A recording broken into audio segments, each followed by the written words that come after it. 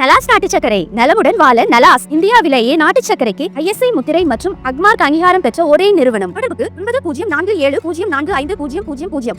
உலகின் முன்னணி பணக்காரரான Elon Musk மற்றும் ஓப்பன் ஏஐ நிறுவனத்தின் CEO சாம் ஆல்ட்மேன் இடையே சமூக வலைதளத்தில் கடும் மோதல் வெடித்துள்ளது. எக்ஸ் சமூக வலைதளத்தை நடத்தி வரும் எலான் மஸ்க் ஆப்பிள் ஆப் ஸ்டோரில் ஓப்பன் ஏஐக்கு மட்டும் முன்னுரிமை அளிக்கப்பட்டு மற்ற ஏஐ நிறுவனங்கள் புறக்கணிக்கப்படுகின்றன என்று குற்றம் சாட்டினார். இதனால் ஆப்பிள் மீது சட்ட நடவடிக்கை எடுக்க திட்டமிட்டுள்ளதாக மஸ்க் தெரிவித்துள்ளார். இதற்கு பதிலளித்த சாம் ஆல்ட்மேன், மஸ்க் தனது சொந்த நலனுக்காகவும் போட்டியாளர்களுக்கு தீங்கு விளைவிக்கவும் எக்ஸ் தளத்தை பயன்படுத்துகிறார் என்று குற்றம் சாட்டினார்.